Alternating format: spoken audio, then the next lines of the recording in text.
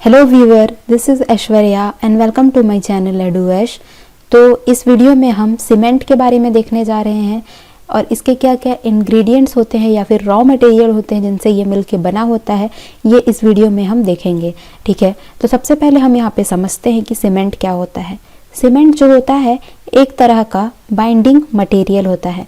ठीक है, अब ये बाइंडिंग मटेरियल कैसा होता है और ये बाइंडिंग मटेरियल होता क्या है। जैसा कि हम जानते हैं, जब भी हम कोई भी स्ट्रक्चर बनाते हैं तो हमको क्या करते हैं हम एग्रीगेट्स और सैंड, एग्रीगेट मतलब जो हमारी गिट्टी होती है और सैंड मतलब कि जो बालू होता है, और हम क्या करते हैं इसमें वाटर मिक्स करते हैं और साथ में हमारा क्या होता है एक और सब्सटेंस रहता है जो कि होता है हमारा सीमेंट। तो ये जो चार चीज़ें हैं इनको हम मिक्स करके एक नया चीज़ बनाते हैं जो कि हमारा क्या कहलाता है, कंक्रीट कहलाता है। ठीक है, तो हम यहाँ पे सीमेंट का यूज़ क्यों कर रहे हैं? हम यहाँ पे गिट्टी और बालू लेके भी क्या यूज़ नहीं कर सकते क्या? क्यों हम सीमेंट यूज़ कर रहे हैं? सीमेंट का यूज़ हम ये जो आप गिट्टी बालू जो आप यूज़ करते हैं या फिर सैंड एग्रीगेट जो यूज़ करते हैं ना, इसको जोड़ने के लिए हम क्या करते हैं, सीमेंट का यूज़ करते हैं। ऐसा कोई तो चीज़ होना चाहिए जो ये सीमेंट एग्रीगेट को क्या करे, बाइंड करे। ठीक है, तो बाइंडिंग के लिए हम यहाँ पे क्या कर रहे हैं, सीमेंट का यूज़ कर रहे हैं।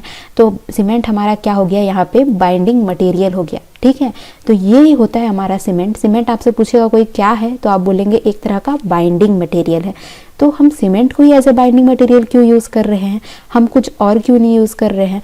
तो हाँ, हम लाइम को भी यूज़ कर सकते हैं as a binding material. Lime मतलब कि हमारा चूना जो होता है उसको भी हम as a binding material use कर सकते हैं, लेकिन जनरली हम यहाँ पे सीमेंट को यूज़ करते हैं। किसी भी बिल्डिंग के कंस्ट्रक्शन में हमारा सीमेंट यूज़ होता है एज ए बाइंडिंग मटेरियल। अब देखिए बाइंडिंग मटेरियल क्या होता है। बाइंडिंग मटेरियल आपको समझ में आ गया कि हाँ, जोड़ के रखता है। ठीक है, दो चीज़ों को।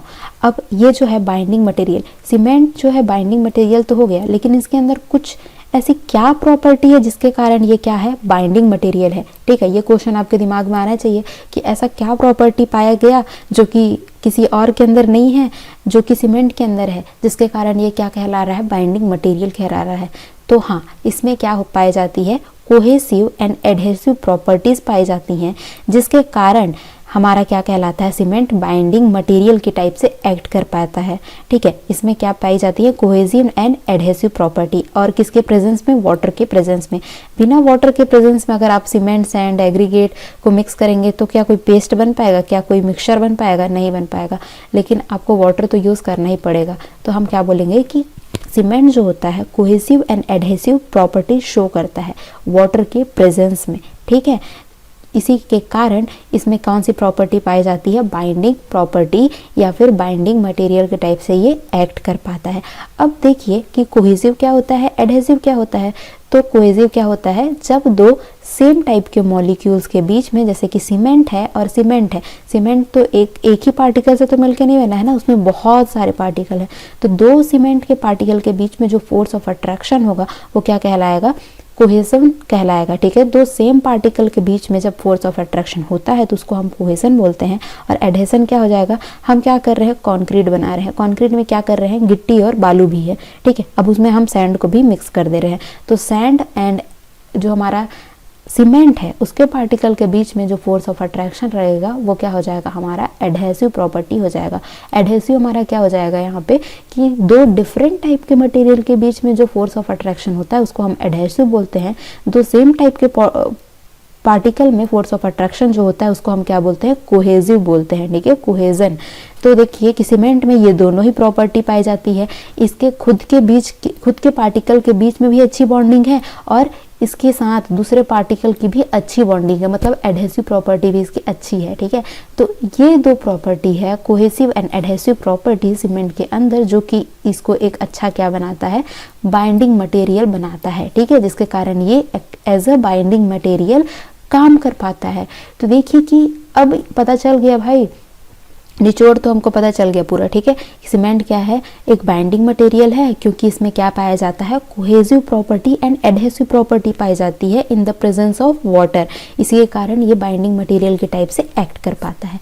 अब देखिए कि मैंने तो ऐसे नाम बता दिया आपको कि कोहेसिव प्रॉपर्टी होता है, एडहेसिव प्रॉपर्टी होता है, ये तो पाया जाता है सीमेंट में, लेकिन उसमें एक्चुअल क्या केमिकल कंपोजिशन होता है जिसके कारण क्या ये एडहेसिव और कोहेसिव टाइप से एक्ट कर पाता है, ये भी तो आपको पता होना चाहिए ना। उसमें ऐसा क्या केमिकल कंपोजिशन कुछ ना कुछ तो मिलता होगा उसके अंदर, तभी तो उसके अंदर ऐसी प्रॉपर्टीज है कोहेजन और एडहेशन दोनों की। तो अब चलिए देखते हैं कि इसका क्या केमिकल कंपोजिशन है, ठीक है। तो देखिए यहाँ पे केमिकल कंपोजिशन में यहाँ पे बात करें तो सीमेंट के अंदर ये सारे केमिकल्स पाए जाते हैं। ये जो 7 केमिकल्स आपको दिख रहे हैं जिसको हम क्या बोलते हैं, raw material present in the cement, मतलब कि इन सारे रॉ मटेरियल से मिलके हमारा क्या होता है, सीमेंट बना होता है। तो यहाँ पे देखिए कि जो हमारा फर्स्ट रॉ मटेरियल है यहाँ पे क्या है, लाइम जो होता है उसको केमिकल प्रॉपर्टी क्या होता है, कैल्शियम ऑक्साइड CaO, ठीक है। और इसका जो परसेंटेज होता है सीमेंट में सबसे ज़्यादा रहता है। आपसे अगर कॉम्पिटिटिव एग्जाम में पूछ देगा कि सीमेंट में सबसे ज़्यादा परसेंटेज किसका रहता है, किस केमिकल का रहता है, तो हमको याद होना चाहिए लाइम, और इसका फॉर्मूला होता है CaO मतलब कैल्शियम ऑक्साइड। उसके बाद जो हमारा सेकंड जो होता है यहाँ पे जिसका हाईएस्ट रहता है वो होता है हमारा सिलिका का केमिकल फॉर्मूला होता है SiO2, और इसका जो परसेंटेज होता है वो क्या होता है 17 to 25%। इसके बाद हमारा क्या होता है, एल्यूमिना होता है जो कि हम Al2O3 से डिनोट करते हैं जिसको, और इसका जो केमिकल जिसका परसेंटेज होता है कितना होना चाहिए सीमेंट में 3 to 8% होना चाहिए। इसके बाद आयरन ऑक्साइड जिसको हम Fe2O3 से करते हैं जिसका जो कि परसेंटेज होना चाहिए यहाँ पे 0.5 से 6% होना चाहिए। इसके बाद हमारा आता है मैग्नीशिया जिसको कि हमारा क्या होता है MgO होता है, और इसका जो परसेंटेज होना चाहिए 0.1 से 4% होना चाहिए।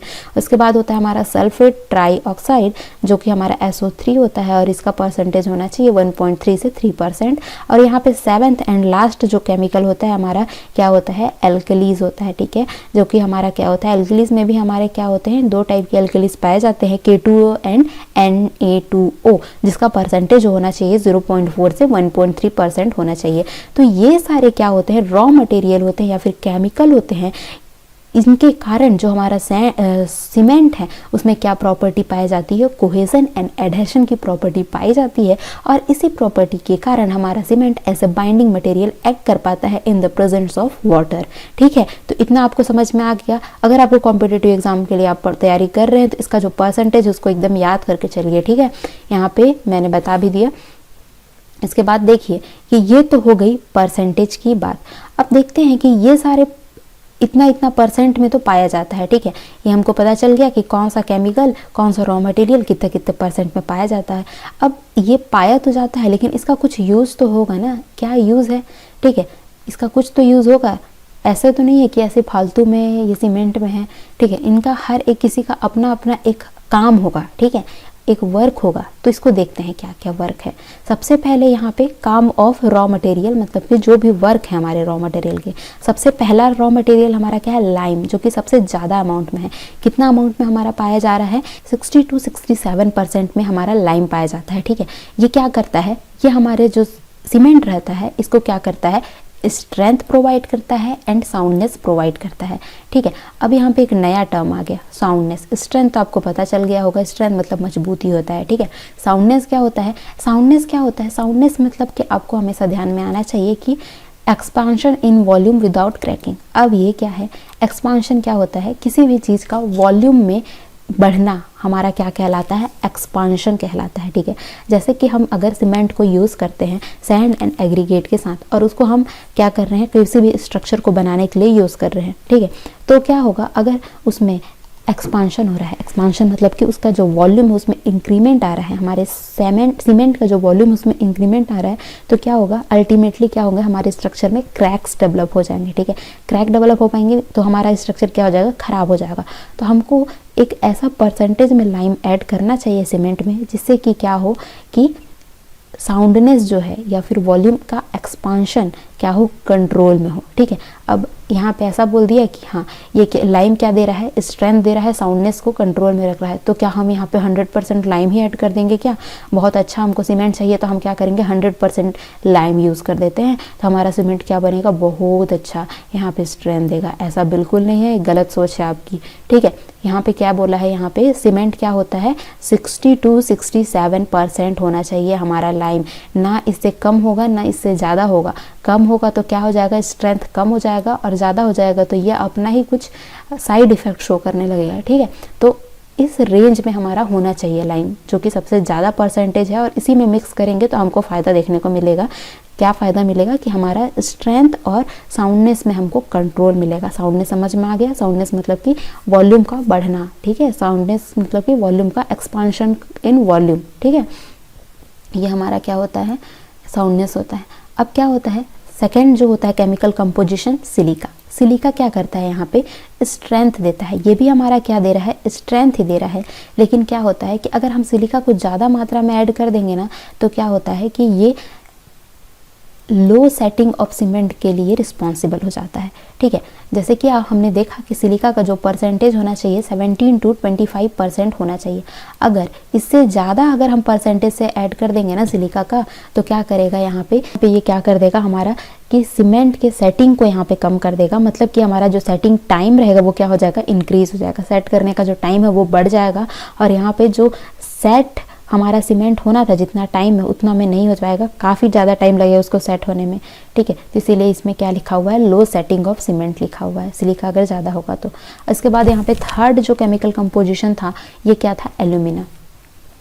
एल्यूमिना हमारा क्या होता है, ये हमारा क्विक सेटिंग के लिए रिस्पॉन्सिबल होता है, ठीक है। क्विक सेटिंग मतलब कि जल्दी से जल्दी वो क्या हो जाता है, स्टिफ हो जाएगा हमारा सीमेंट, ठीक है, जल्दी से जल्दी हार्ड हो जाएगा। तो अगर क्या हमारा सीमेंट जल्दी से जल्दी हार्ड हो जा रहा है तो इसका मतलब है क्या कि हमारा सीमेंट जल्दी से जल्दी स्ट्रेंथ भी गेन कर ले रहा है, ऐसा बिल्कुल मतलब नहीं है, ठीक है। कोई भी चीज़ जल्दी स्टिफ हो जा रहा है इसका मतलब ज़रूरी नहीं है कि वो स्ट्रेंथ भी देगा उतना ही, ठीक है। तो एल्यूमिना अगर हमारा ज़्यादा अमाउंट में प्रेजेंट है, ठीक है, तो ये क्या करेगा, क्विक सेटिंग प्रोवाइड करेगा, ठीक है।